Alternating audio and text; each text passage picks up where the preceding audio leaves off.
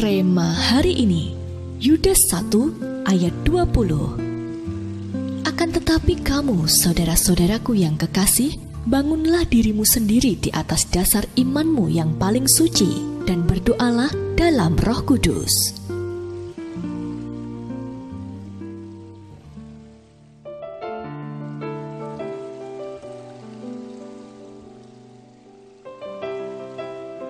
Hampir 2/3 dari pasal-pasal dalam kitab Mazmur ditulis oleh Daud.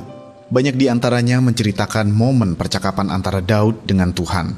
Hal ini membuktikan bahwa Daud adalah pribadi yang memiliki hubungan yang dekat dengan Tuhan.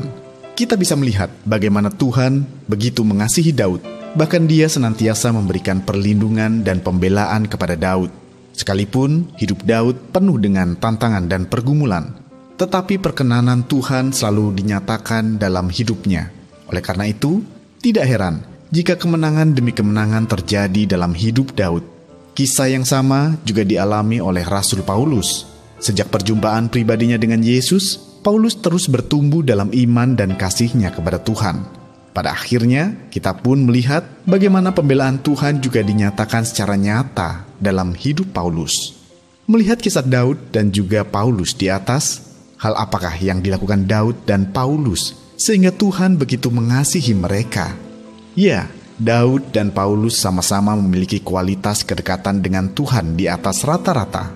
Daud terus membangun hubungan yang erat dengan Roh Kudus melalui pujian penyembahannya.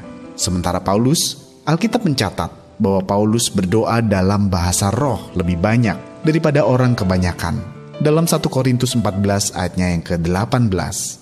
Oleh karena itu, jika kita rindu memiliki kehidupan seperti Daud atau Paulus yang selalu dalam penyertaan dan perlindungan Tuhan, maka mulai hari ini, beranilah mengambil komitmen untuk secara konsisten membangun kedekatan dengan Tuhan.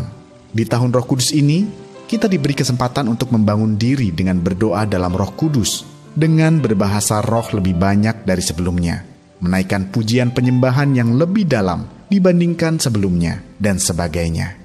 Semakin kita bergaul intim dengan Roh Kudus, kita juga semakin menyukakannya dan semakin banyak perkara-perkara besar yang akan kita lakukan bersamanya.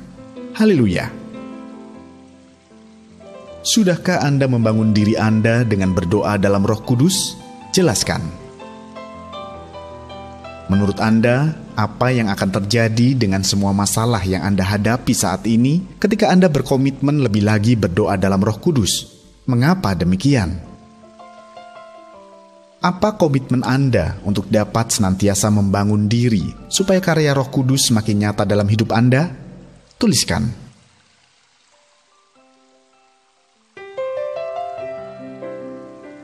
Roh Kudus, kami menyadari betapa indahnya hidup kami saat kami memiliki kedekatan denganmu.